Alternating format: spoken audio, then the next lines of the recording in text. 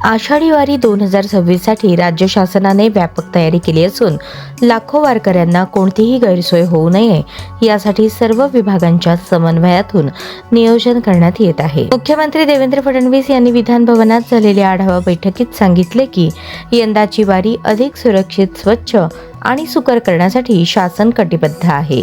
विशेष म्हणजे आषाढी वारीचा सोहळा डिस्कव्हरी आणि जिओग्राफी वाहिन्यांद्वारे जगभरात पोहोचणार आहे।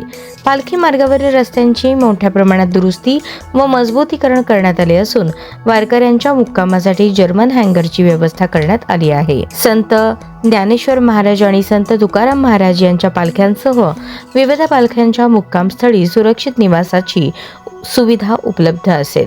डीजे मुक्त वारी, स्वच्छता, आरोग्य सेवा, पाणी पुरवठा आणि सुरक्षा व्यवस्थेवर विशेष भर देण्यात आला आहे। महिलांच्या सुरक्षिततेसाठी ही विशेष उपाययोजना करण्यात आल्या आहेत। उपमुख्यमंत्री सुनेत्रा अजित पवार यांनी सर्व मागण्या पूर्ण करण्यात आल्याचे सांगितले, तर पालकमंत्री जयकुमार गोरे यांनी पालखी मार्गावर सर्व आवश्यक सुविधा उपलब्ध करून दिल्याची माहिती दिली। लाखो वारकऱ्यांच्या श्रद्धा, भक्ती आणि परंपरेचा हा सोहळा यंदा अधिक सुरक्षित, सुकर आणि संस्मरणीय ठरणार असल्याचा विश्वासही शासनाने व्यक्त केला आहे।